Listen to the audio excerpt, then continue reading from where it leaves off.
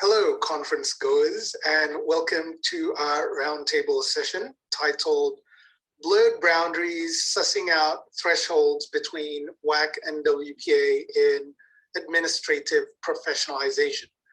What you're watching right now is around a 30-minute pre-recording of the roundtable panelists, and when this is done, we'll jump in live with a 20 to 30-minute Q&A, okay? We have today Amy Shikino, Associate Director of University Writing at Auburn University, Christina LaVecchia, the Director of WAC at Newman University, and Mandy Olenik, Graduate Assistant Director of WAC at Miami University. These emergent WAC scholar practitioners are trying to identify, define, maybe even map out the boundaries of and between writing programs and WAC. I am Al Harahap, and before we go to our panelists, I actually want to talk about why their work here is really important. Like many of you, my professionalization in WAC has been what you might say patchwork or spotty. Various degrees of formality and informality. I was exposed to WAC-GO first as a writing-centered tutor, often working with student writers from various courses. I was also an embedded, classroom-embedded writing fellow in these writing intensive courses.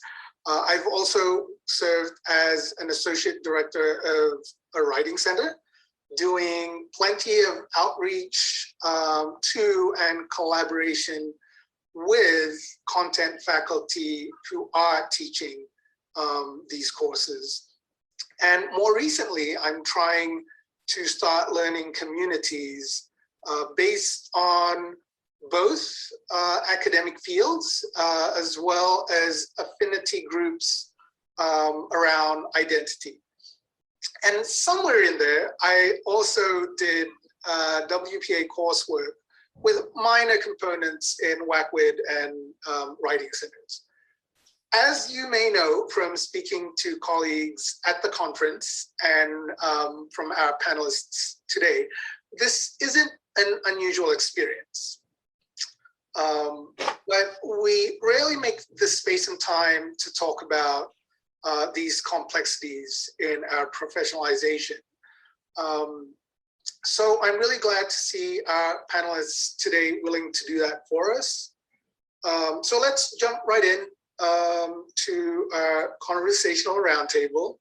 And by the way, quick note, if you are viewing this during the scheduled conference time, we are in the room with you and very much welcome questions and comments in the chat, which will either respond to you right then and there, or we might save for the live Q&A afterward. All right, great. Take it away, Christina. Okay, so the first question that we all want to answer is how we came to professionalize in WAC. So Mandy, can you share your journey with us? Sure. Hi, I'm Mandy. I'm a fourth-year PhD candidate in composition and rhetoric, and my journey into WAC has actually been very intentional in a way that I think might be a little bit unique. So I've been exposed to WAC since the very first semester of my master's program, where I worked in a business writing center where I consulted with business students, and then I moved into an assistant director position where I worked more intentionally with faculty on matters of how to teach writing, and then I moved into our other WAC program that serves the whole university. So from the very beginning, I've always been exposed to this idea of WAC at a WPA seminar where we actually studied WAC, and it was taught by the WAC director, and it was located in the WAC center at our university. So WAC has been very forefront and identify as what Charles Hodel would call as a gen admin, where I've been trained from the get-go to enter administrative work. And I've had a lot of hands-on experience that has really shaped who I am as a scholar, researcher, teacher, and informing administrator. And so Amy, you're the next person we decided to go. Sure. So my name is Amy Shikino. I'm Associate Director of University Writing at Auburn. I actually started my career teaching in a K-12 context where I had opportunities to take on certain administrative roles. I was a department chair. I led faculty development at my school and at my county. And I gained a lot of really valuable experience collaborating with educators who had different disciplinary backgrounds. So working with the other teachers at my school towards shared learning goals for our students. But when I went to get my PhD, I attended a school that didn't have a WAC program. Honestly, that wasn't a big problem because I had no intentions of going into WAC. What I wanted to do is be a program administrator. And so I got some experience as a gWPA within the comp program there. And I also had an opportunity to do some peer consulting in our writing center and in our digital studio, which, as you know, gave me opportunities to work with students from various disciplines on their writing. In that journey, I also started attending professional organizations like CWPA and WPA-GO. And I took coursework in writing program administration, but unlike Mandy's experience, WAC wasn't centered in that course. It sort of was included in a tour of WPA style, but it certainly wasn't centered. And so my graduate experience really prepared me as a WPA with emphasis on first year comp. And because I graduated identifying as a WPA, I applied to WPA positions, including the WAC position I now hold at Auburn.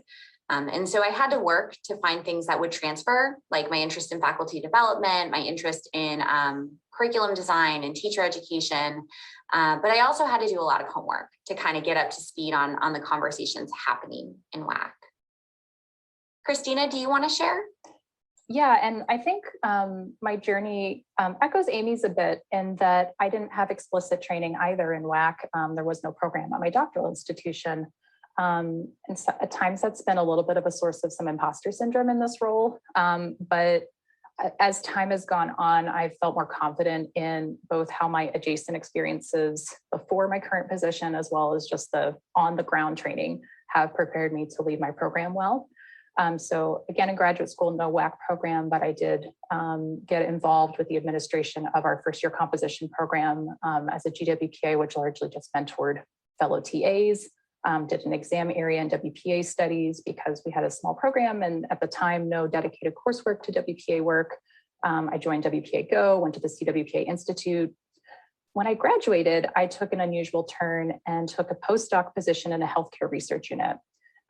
There, I not only was doing research, I was also teaching scientific writing workshops to biomedical graduate students and postdocs, and also mentoring when I would collaborate on writing. And there I learned not only how to be the only Rec Comp person in the room, I learned how to be the only humanist in the room.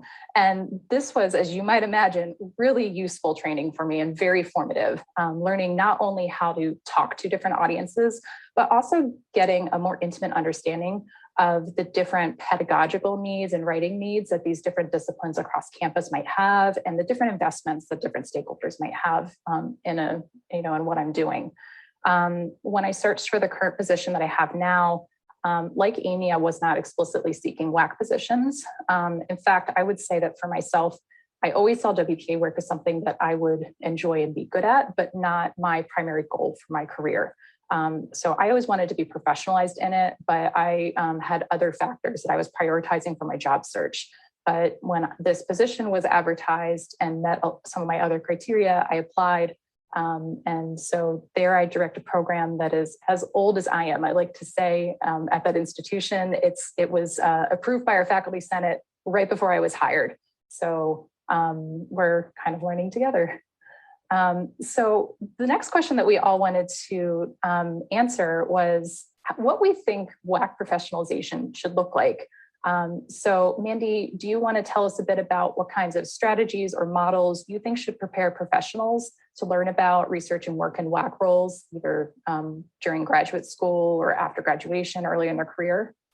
Sure. So I can speak to during graduate school as a grad student and also on the more academic side. I really do believe that we have to embrace and understand that WAC is a form of WPA work that has expertise to be had. It should be formally studied in WPA classes. I think even if you don't have a WAC program on your campus, I think you should at least expose students to it and help them learn more about it. Because I know the tension in WAC work overall is this idea of like theory and practice. It's very practical discipline, right? It's in some ways also very responsive. And like, oh, you're responding to issues that faculty have, but it also is academic and scholarly. It's not scholarly, as Elaine Naiman would say about all administration work and writing studies work. And so I think on the more of the academic side, it's important to be able to expose students to what that work looks like, what it can be, and help them explore it in a more intellectual way. And there's also more practical on-the-job experience that you get when you're doing an assistantship in it, or when you're an actual WAC director and working in a program, which I'm not sure if Amy or Christina, either of you want to pick up on that. Yeah, I can speak to that. What I want to say is that on-the-job learning is, I think, somewhat inescapable. And I don't want to see it as secondary or inferior to the theoretical preparation. I think because the field, when I say the field, I guess I'm talking about WPA studies more broadly, which I'm a little more prepared to speak to. But granted, I think it's spent so many years saying, okay, we don't want WPAs to be stuck just like figuring things out as they go. Once they're in the job, we want to help them prepare. But I think that can almost sometimes give graduate students the impression that they need to just be like ready to go and they won't make mistakes once they get into the position. And that just clearly can't ever be the case. There were lots of things that I knew intellectually, but nonetheless just still had to kind of get through a learning curve to apply in practice. For instance, I knew intellectually that my institutional culture that I was heading into was different than the one I was coming from. I knew that coming from a doctoral R1 program, that it was going to be different, headed to a small Catholic private institution that is very teaching and service and mission focused. I knew those were different places, but I still made missteps in misunderstanding that culture because I just had to get in there and learn the culture. About 2 days after my orientation on the faculty welcome back day, they said, hey, Christina, can you address the faculty as the new WAC director? Which, I mean, first of all, it's terrifying. Thank you. Sure, okay. But so I did, and I made this speech about writing as an active inquiry. And, I was advocating for a philosophical approach for the WAC program. And I think really what people wanted to hear was, hey, it's scary to teach writing for the first time. A bunch of you are being thrown into these writing intensive programs. And if you need practical help with designing assignments and teaching students how to write reflection papers and how to grade papers so that come talk to me, that's what they needed. And so I had to kind of figure that out through doing and making some small missteps. And I also do believe that a lot of and I think Amy will touch on this more later on, but a lot of the work that we do in WAC roles is transferable in terms of the training that we've had from WPA contexts.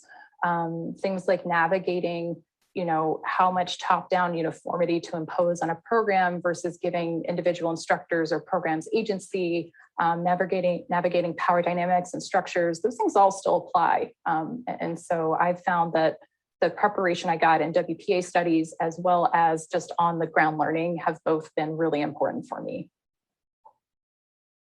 Go ahead, Amy.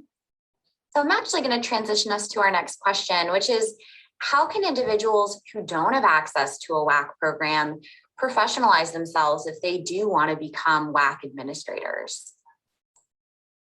So I think one really important thing about learning more about WAC work is visibility and access. And I found that AWAC as an organization has really helped writing across the curriculum grow, because prior to AWAC, we really didn't have a central hub for people who are interested in WAC work to just get together and also share work. And I think this is especially important for people coming into new WAC director roles, or maybe you've never really had preparation. I think finding resources in places like AWAC, who can really help provide you with the mentoring and visibility and exposure to different scholarship and methods can really help. And I also think that's really important for graduate students too. So I work a lot with WAC-GO, and we're really trying to help graduate students as part of our mission, just to figure out more about what WAC is, who other people are who study it, how you can learn more about it, what faculty out there are doing the work that you would like to do. And so it might not happen in your graduate program or in your institution, but if you can seek out the more national level groups and organizations, I think that's a really great first step to help you learn more about it. The way that I would answer that question is I think actually one of the most useful things you can do in addition to the strategies that Mandy has mentioned is to learn about writing and knowledge making outside of our discipline and outside of the humanities. Again, as I mentioned earlier when discussing my journey to WAC work, and I do think that my out of field experiences are largely what the hiring committee saw as preparing me for and qualifying me for the position. Teaching about and collaborating on scientific writing is probably some of the most useful preparation that I've had. Really helped me to destabilize my ideas of what good writing is. Really helped me to also let go of like, oh, it has to only happen in this way. And I mean it as both the writing doesn't only have to look a certain way, but also the process doesn't have to unfold in only a certain way. And I think that knowing that kind of lets me come in with more trust for the programs and faculty individuals that I work with, and just also has been really useful for setting a foundation for an understanding of what our WAC program should look like and do and achieve. Yeah, I think all of this is really wonderful advice. I want to quickly add just 2 strategies. The first is like continue how or consider how what you're doing has the capacity to be adapted into WAC contexts, that point of transfer that Christina mentioned. So if you're being professionalized as a writing program administrator, there's some stuff that can certainly transfer. Things like curriculum design, data collection, assessment, knowing how to like make sure you're doing WPA work research that can count for that research area of your annual review. But I'd also say there are probably places on your campus that are doing WAC-like work. And so don't be afraid to find them. Go to the Teaching and Learning Center, talk to folks in academic support, talk to folks in athletics, talk to the Summer Bridge program folks. So really start to engage in those larger conversations about education and learning on your campus. The second thing I'll say is that there is a vibrant WAC community that you can lean on. In fact, WAC folks are pretty notorious for being friendly. And so if you have questions or if you want to hear about someone's experiences, ask them. Don't be afraid to even send that cold call email after a presentation or after a workshop or after reading a chapter or an article that you really like. The worst thing that can happen is someone won't reply or they'll say no. But what is probably more likely to happen is they'll offer to set up a Zoom with you and to have a conversation. And so don't be afraid to really take those chances. And I'm going to go ahead and lead us into our final question, which we hope will situate in the Q&A. So where does WAC professionalization belong? Where does it belong in rhetoric and composition? Where does it belong in our institutions? And what's that relationship between WPA professionalization and WAC professionalization? And I hope we've started to tease that out a little bit for you all. And where do the boundaries between them lie? Yeah, I'd like to pick up on that. And I like to go back to what Christina's been talking about in terms of transfer. I really do think that it may not be so much that we have a lack of preparation to do WAC work, but there might be a lack of framing around it. Because as we've been talking about so far, certain skills and rhetorical dexterities around how to talk with people about writing, how to talk about teaching, how to scaffold, all applies in WAC as much as it does when you're teaching a first year comp course. But I think sometimes those connections aren't made as visible. And so my question that hopefully we can discuss in the Q&A is there really a transfer problem happening? Is there a way that we can maybe make more visible these connections between the different legs of WPA work? Is there a way that we can introduce that in our courses, in our day-to-day work, and just where can we move forward to try to make more visible the work that we all do as people in administrative positions who have to work across and through different contexts? That's my main thought that I have for that. Mm-hmm.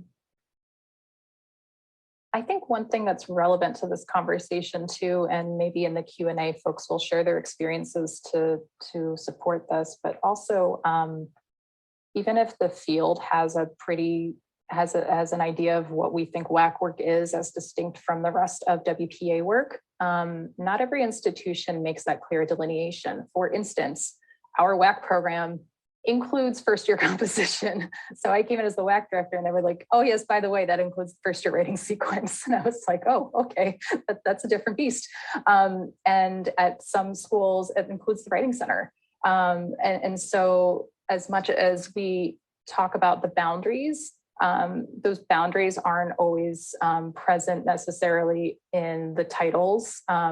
So I'm a WAC director, but I'm actually also first year composition director. And there's a lot of, permeation in the actual practice that's happening at various institutions.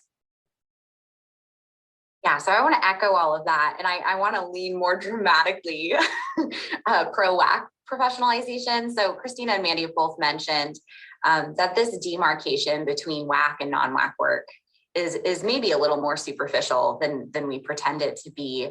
But I also want to remind everyone, like WPAs without any WAC experience, and even English faculty without any WPA professionalization, are often asked to take up WAC work at their institutions. And that's because institutional stakeholders, they don't really get the nuance that we've so finely developed within our discipline. And so it's very easy for you to become the writing person, and then you're the writing person, please start a WAC program. That jump, I think, is a reality for a lot of folks in our community.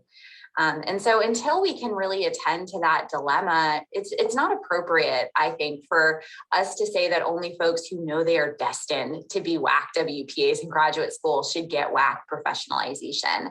I think it needs to become a part of WPA professionalization more broadly, but it also needs to just become a part of how we talk about writing in rhetoric composition and writing studies. And so I would encourage you to really push for those conversations to start happening in your program if they aren't already, and really encourage your graduate students to go out into the institution and to learn about how writing exists in other disciplines, because it very much could be a reality of their professional life, whether or not they imagine that in this moment. Yes, and all of this said too, I also don't want to sound as though I'm discounting the value of WAC-specific work either. I spent a lot of my summer before I began my position talking to WAC people, reading in WAC studies, and reading lore, reading theoretical pieces, reading practical advice on assessment and faculty programming. I got a lot of great ideas that way too. For instance, it was through reading that I realized that one other way for me to get the attention of faculty, because that's been faculty at my institution have high teaching loads with underprepared at-risk students, and it's really difficult to convince them to attend professionalization. So even among folks who have shown a pre-existing interest in professionalization, folks who have made it clear they have actual questions or things they feel unsure about, they want help with, they don't necessarily have time to talk to me or to come to my workshops. And what I've found is helpful is just finding other ways of reaching them. So the literature suggested at one point that instruction in writing can be helpful for faculty. So faculty writing groups or writing workshops where they get to work on their own writing. And that helped me reach different sections of the faculty population. Maybe the folks are less likely to come to the teaching workshops, but are more likely to be interested in, oh, working on my own writing, okay. And so again, just as one example of just kind of these little light bulbs would go off, kind of looking through the scholarship, talking to folks in the field. So I don't want to suggest that it's not useful, but I do want to, again, echo that we don't always have to really just kind of feel this really clear delineation and see ourselves as, I guess speaking to my own imposter syndrome, right? Not qualified or qualified for WAC. It's not like this binary of you're either one or the other. You can find your way there. And I want to just echo one thing. I think it really comes down to, at least in our WAC program, we always operate by principles. And I feel like if you have certain principles of what you believe about writing, about teaching writing, you might not have maybe the exact resume of somebody who studied WAC since day one, but if you know what you want to talk with other people about writing and how you want people to teach students about writing, I think that's still an important thing. Like, we know that writing is social and rhetorical, and you can't just, write it by yourself. If you help people understand that, that can really guide your ways. And I think you still have expertise in that. We have expertise as a field about how to talk about writing. And the challenge here is how to help other people do that. And that's where more expertise is required. But I think it's still hanging on to those principles in whatever sector of the field that we're in, I think is really important. Yeah. And if you learn those principles and you don't go into WAC, what do you lose? Like, your understanding of institutional conversations about writing? Oh no, it's going to make you a better writing teacher. It's going to make you a better writing program administrator in a writing center or first year comp program. I don't see a downside to WAC professionalization. No, and I'll say too, I'll just add that in my dissertation, I have a very WAC-centered dissertation where I'm actually talking with faculty across disciplines about how they teach graduate students to write. And even if I don't get a WAC job eventually, I still have learned so much from talking with people from gerontology and history and philosophy and biology about how they understand writing. And it's going to help me as a professional learn how to even teach my students who probably are not going to be writing majors in every context, right? So I think there's just so much to be gained from learning about how other people think of writing across the academy. So I think now we'll turn to Al, who will open up the Q&A as well as comment on any themes he sees emerging through our talks today that he thinks would be particularly ripe for further exploration. Thank you, Amy, Christina, and Mandy, for your insightful thoughts or thoughtful insights. You've given us so much to think about. So in the limited time we have, I'll try to focus on what's most relevant to the title and description of our session, professionalization and delineating between WPA and WAC work. I'm hearing some difficulty, or maybe hesitance is the more appropriate word, in making that distinction. You all spoke about how even without WAC programs proper, many of our colleagues in other academic units are always already trying to do some WAC-like work. And that's true. We just have to be astute in identifying that, right? So a part of me feels that maybe it's not so bad that we don't distinguish or draw lines between WPA and WAC work. But then the critical cultural studies part of me thinks, no, there are important differences here. For one, WAC work is sending out our agents or diplomats, if you will, to negotiate different cultures and perceptions of writing. What is good writing? What is good writing curricula, pedagogy, and assessment? These have been socially and culturally constructed in different ways in different fields. And it requires a whole other skill set to negotiate that with other academic communities. Especially when often the folks who do that groundwork for us are not necessarily tenure track or tenured faculty, often contingent faculty or even graduate students. And the power dynamics there, we have to acknowledge. And on a related note, I'm not hearing much about labor in our discussions, not just in the space of this roundtable, but also more generally. I heard the word permeate a couple of times in the discussions to describe the way that WAC work can move beyond typical writing program parameters. while writing programs are under scrutiny of gen ed entities, they don't necessarily interact with other academic units though. So, you know, the term permeate sounds to me like it has an originary point from which things proliferate, and it sounds like a more proactive state of being, which we often do need to be. Like, we have to seek out these collaborations. But I also wonder how we can just be porous with opportunity, which makes it less of a one-way street, as if I, the WAC person, am doing all the knocking on doors, and thus put some of the onus of this work and labor on other academic units. After all, we don't want to perpetuate being Susan Miller's mad woman in the basement, doing all the service work here, right?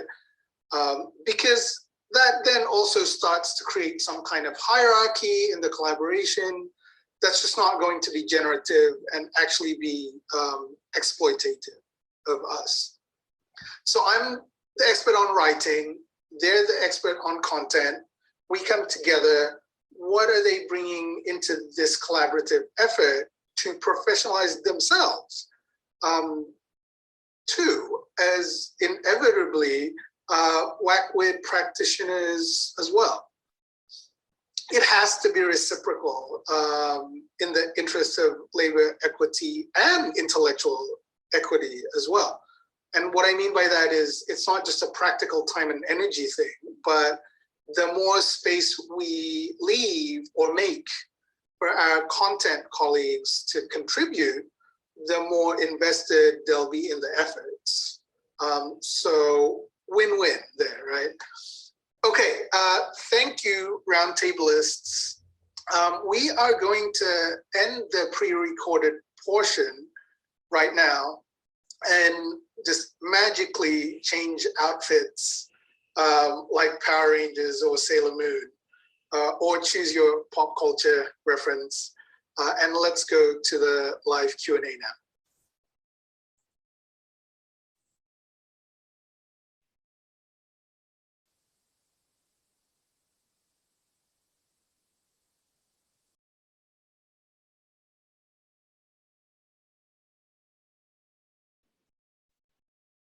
Everyone's waiting for somebody to start the Q&A, right? My co-panelists. So I'll start us off. I don't, if anyone has a new question to pose, please feel free to raise your hand and unmute yourself. But if no one has something immediately, we could begin by maybe returning to the chat, especially in case that's not accessible to all the attendees.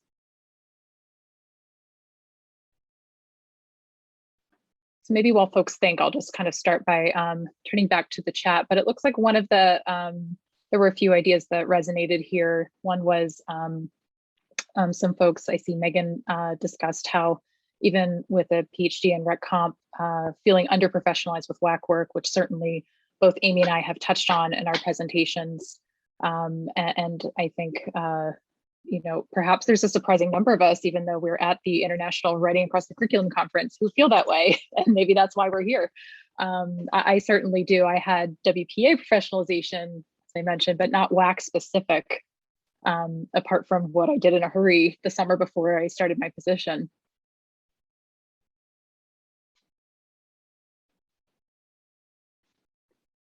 Maybe one other idea that please go ahead. Yep. Maybe we can ask one of our questions on what you all think about where that delineation is or should be. And please feel free to share, yeah, because we did so much sharing of our own kind of background. Please feel free to go on and on about where you're coming from as well. I will say, I was just thinking in my because I got connected to WAC in my master's because they had a WAC program and I was a GRA and all of that. And then I went to my PhD program, had no WAC program, no WAC person, right? And I just kind of had to do it myself. But I'll never forget my, the big like rec comp or composition theory course that all the rec comp grad students had to take. The instructor, professor actually like added a WAC week because I was in the class and knew that I was so interested in WAC and did all this WAC work. Because I was still really connected to WAC-GO and AWAC and Mandy. I love what you say. There was such a connection between like, we need AWAC and WAC-GO, especially if we're not going to talk about it in the grad programs, like there needs to be a space to go kind of filling that gap. But I think that's so interesting. I've been thinking a lot about that, of how it wasn't there when I wasn't in the class, right? She added it for me. And then like the great discussion and like opening that was just like one day because it was a survey course, but how important that was for all of us. But thinking about, because you said, you know, we kind of need to advocate for these things. What does it mean to listen? You know, we have to also listen to like, what do our students need when we move into the faculty positions? I don't know, just thinking through that, wondered if any people had thoughts on that.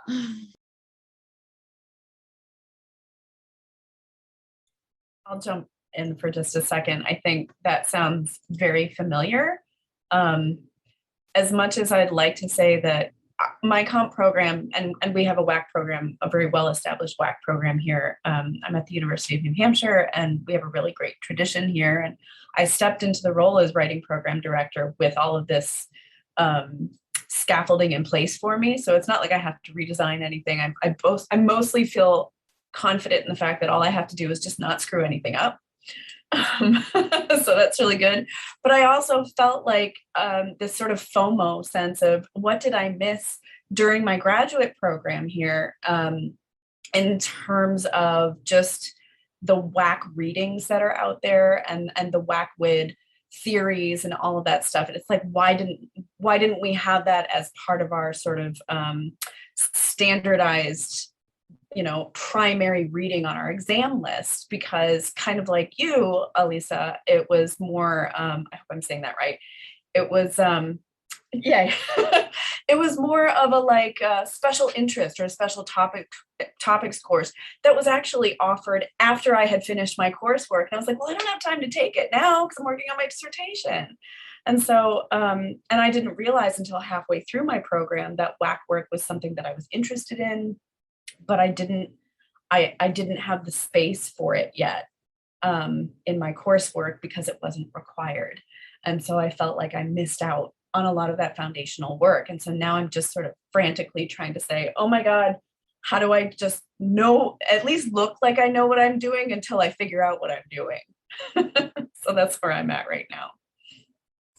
Yeah, I really want to validate what you're saying. I think I've been seeing a lot of head nods. And so I think a lot of people are absolutely in a similar position. But another thing I'm hearing you say is sort of this lack of mentorship, because that's what grad school does really well, is it says like, hey, I found you this group of mentors. They're going to read all your work and they're going to talk with you about it.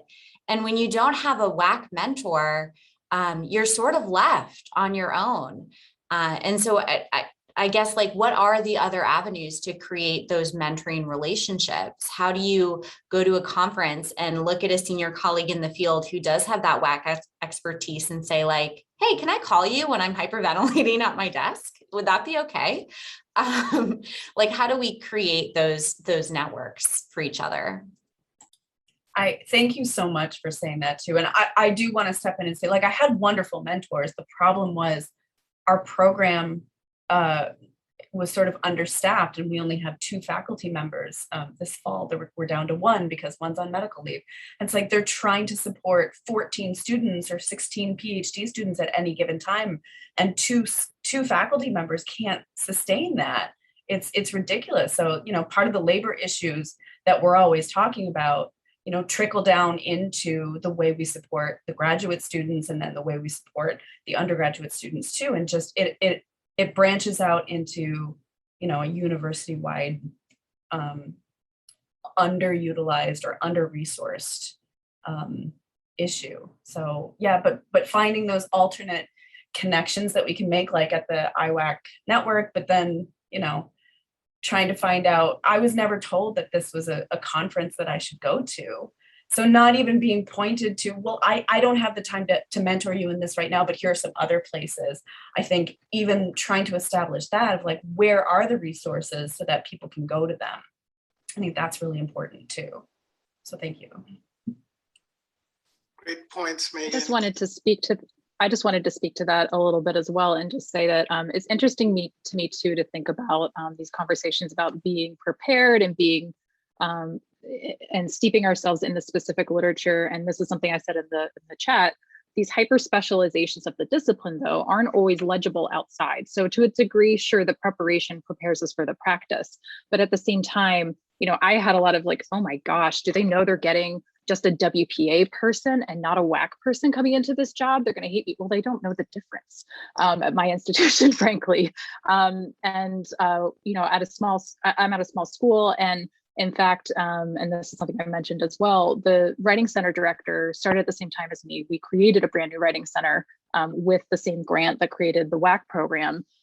Faculty cannot keep straight what we do. I mean, we will time and time try to say in very basic terms, I do the faculty facing work, she does the student facing work, but they still constantly ask us, no, that's right. They still constantly ask us to do something that kind of actually falls in the other person's, you know, plate. And that's not a problem per se. We collaborate well, and sometimes we both go, and that like strengthens the work that we're both doing.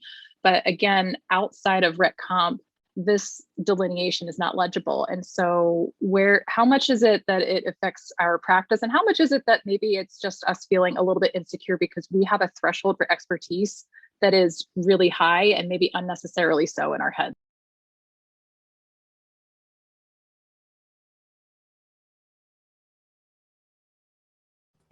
As I'm listening to you guys talk, I'm thinking about the way that I personally became sort of more aware of WAC, and that was when I was an adjunct faculty member assisting a then writing program director in doing some WAC work where she was reaching out to faculty, trying to get a fellows program off the ground. And I had not read the material. I mean, at that time I had a master's and I was just sort of exploring. I hadn't totally, you know, committed to the field.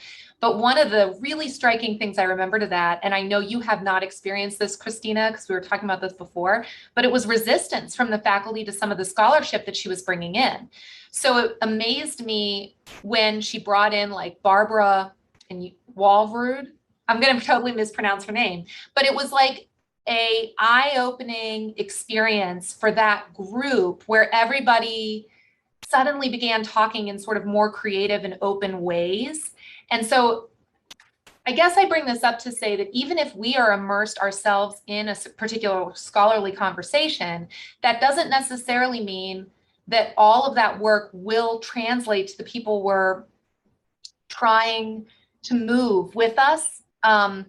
And I really resonated with something that Christina said earlier about talking to people about their own writing difficulties, because it's amazing how that conversation suddenly flips a whole lot of preconceived notions about writing. And suddenly someone will say, well, writing is agony, you know, and it's like, well, but they think they're being so clear to students and not recognizing the agony that the students go through as a result of the process too. So anyway, just a couple of threads as far as how scholarship resonates beyond us, but also what are those entry points that can really invite people into thinking about conceptions of writing that are complicated and that probably resonate with how we see writing too.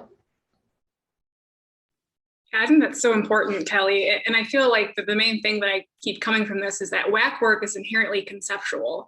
I feel like you really have to help people conceive of writing in a certain way. And we argue this in a book that we're writing at our writing center, but it's if once you change their conceptions, then people can change their practices. And we don't have to tell them, adopt a writing journal because it helps people do this. They'll know, oh yes, like all writing is like reflective and metacognitive and that helps students learn. But that can be so hard to just kind of walk in and say like, hey, here's how writing works. Everything that you thought is probably wrong. Like here are the right perceptions. And so it's meeting faculty where they are. And that's really difficult. And I think that's a sort of a unique facet of WAC work. Whereas if we're working more insular in a writing studies community, if you're like working with other people across rec comp, like they share the same values as you. And I think that's like the audience question, is that we're not always working with people who get it the way that we do. And half of our job is to help them get it in a new way. And that, I think, does take different approaches and different practices, and it takes different expertise that makes it hard if you haven't quite had to deal with that before.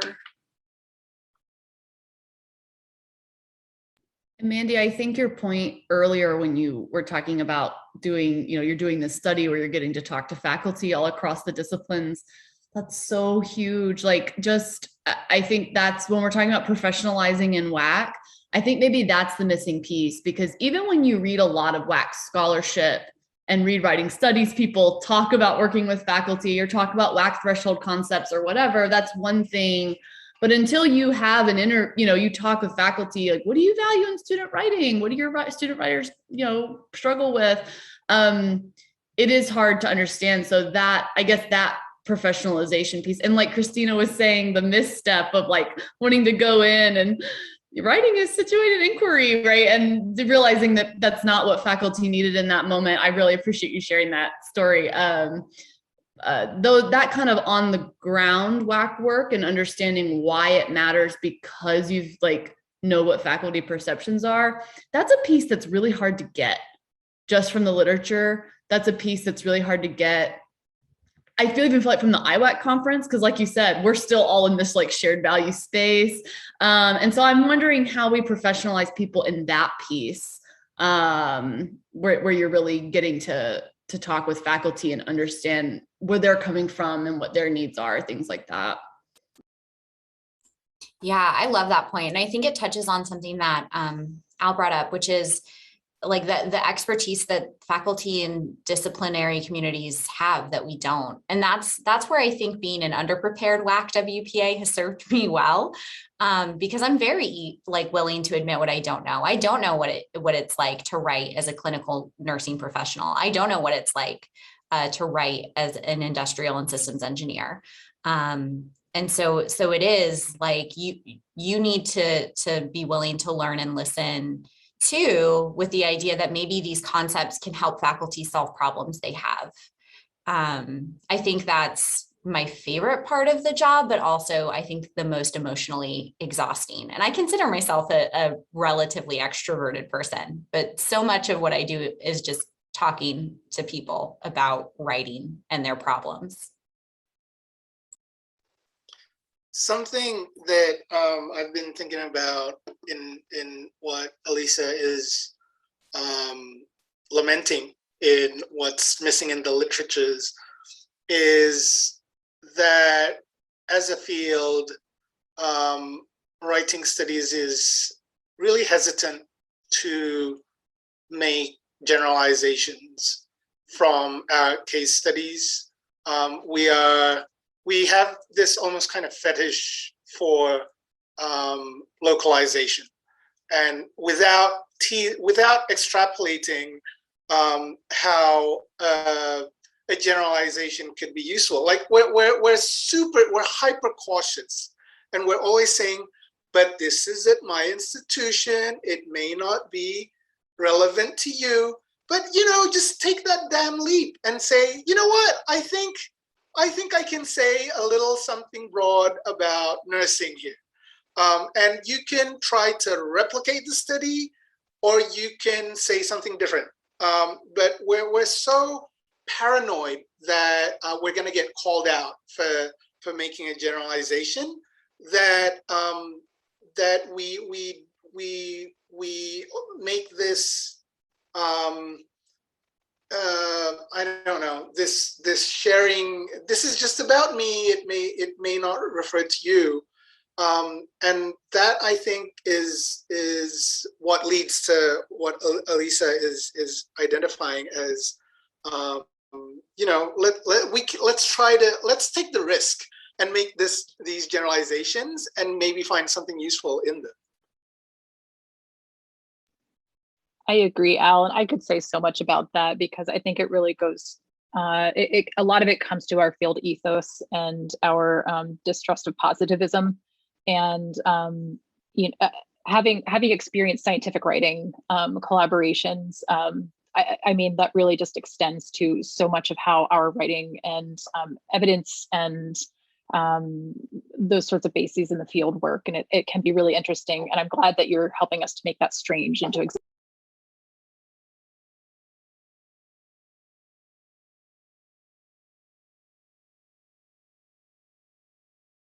Callie, did you want to add something? It looked like you were unmuting before.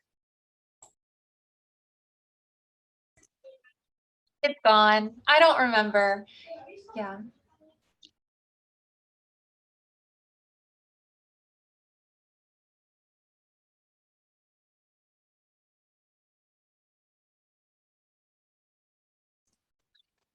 I remembered. I do remember, like, this is a different direction than what Al was saying. So I'm sorry to pull us away from that. So feel free to redirect me. But I was thinking about what you were saying, Amy, about having all these conversations that are sort of emotionally draining, where you're doing a lot of active listening and connecting what they're saying to what you know about writing as a way to kind of enlarge the conversation and recognize their expertise and really talk about like why what they're saying is valuable and stuff.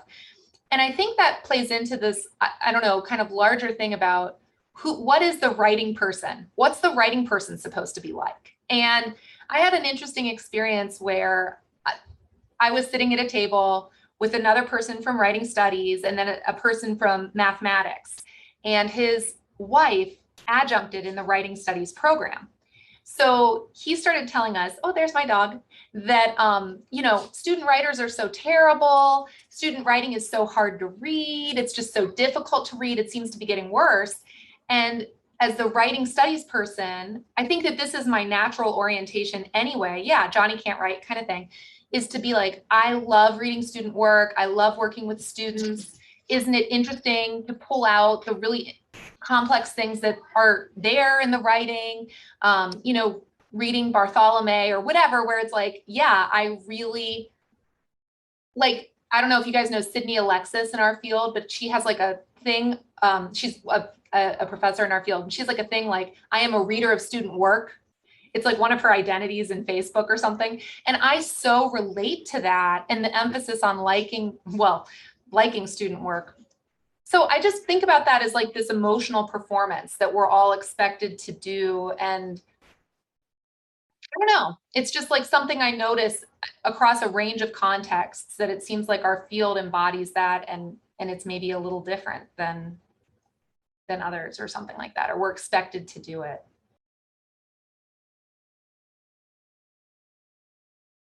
Yeah, and I really think too about like the role of like the WAC person on campus. It's like, are you like the defender of student writing, the defender of writing as a discipline, the defender of you can teach writing too? And it takes a lot of emotional energy, and it does come with a certain ethos. And I think that's just important to talk about. And I think especially in our current times, thinking about online pandemic times, I'm not sure about all of you in your WAC context, but our center had become like a really important source just for teaching in general. Because I think another important part about WAC is that we establish good relationships with people. And so people who come to our events were coming to us instead of e-learning or instead of the Center of Teaching Excellence, because like, well, we know you all do good work. How do I set up my campus course? And we're like, well, it's not really our job.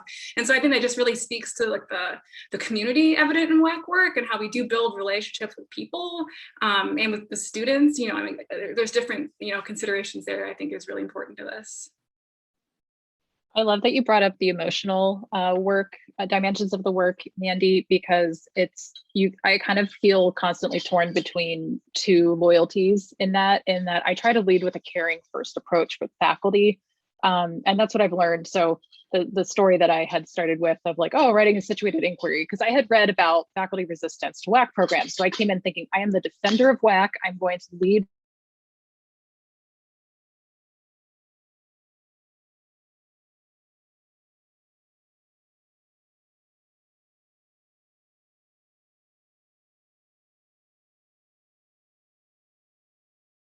terror about like, but what do you do when there's so many comma mistakes?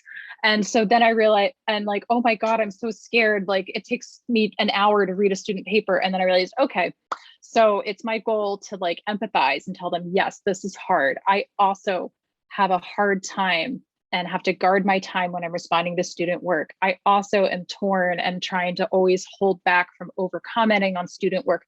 And so I have to lead with like I'm identifying with and empathizing with you, the faculty member. But then also if you lean into that too hard, then the workshop, I've had this happen, can sometimes become, oh, student writing, isn't it always terrible? And it becomes this non-productive space. So we have to balance those two affinities. It's difficult.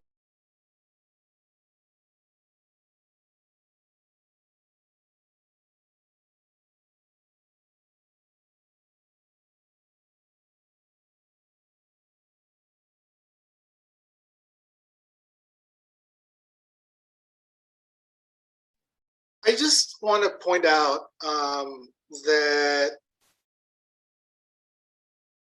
I think the Q&A has been focused mostly on in skills around interaction with content colleagues, and I think we might be saying something there about the delineating between WAC and WPA work, because I mean I keep coming back to that. I mean the panel said something about it. You know, is it interchangeable? And a part of me is thinking, you know, all WAC is writing program work, and all writing program is WAC work. But then, so it is. I think Amy maybe mentioned it is. There are superficial boundaries. But then, you know, how many WPAs go through their whole careers without interacting with content faculty? I'm sure they're out there. So, you know, there is a difference that needs to be teased out. And so I'm really grateful for the panelists here making that space for us. Any last words? Anyone? As you were talking, Al, I was thinking about a metaphor that I probably don't have the expertise to share, but it's like a screwdriver. Like, I know how to use a screwdriver, but when I was professionalized as a WPA, it's like I was using a flathead. And when I moved into a WAC context, it's like everything required a Phillip head. And so like there was a new context, there had to be like a new tool that I developed, but like I knew the action I had to perform to some degree, but just the things around it changed.